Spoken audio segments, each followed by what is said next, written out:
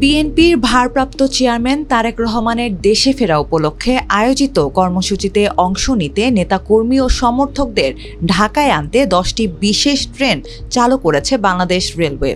এসব ট্রেন পরিচালনার বিপরীতে রেলওয়ে ভাড়া বাবদ পাবে প্রায় ৩৬ লাখ টাকা।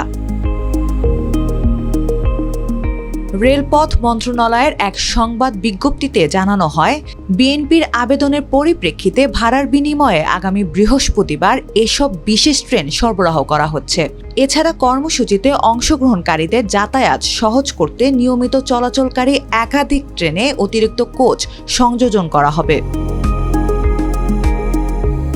আগামী বৃহস্পতিবার লন্ডন থেকে ঢাকায় ফেরার কথা রয়েছে তারেক রহমানের।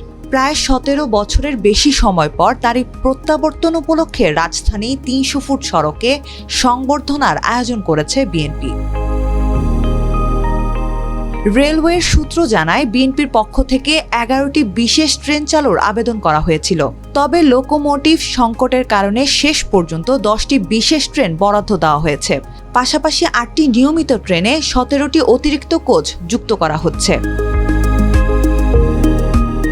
বিশেষ ট্রেনগুলো চলবে কক্সবাজার, জামালপুর, ময়মনসিংহ, টাঙ্গাইল, ভৈরব বাজার, নরসিংদী, জয়দেবপুর, পঞ্চগড়, খুলনা, পাবনার চাটমোহর, রাজশাহী ও যশোর থেকে ঢাকার উদ্দেশ্যে। কর্মসূচি শেষে এসব ট্রেন আবার নির্ধারিত গন্তব্যে ফিরে যাবে।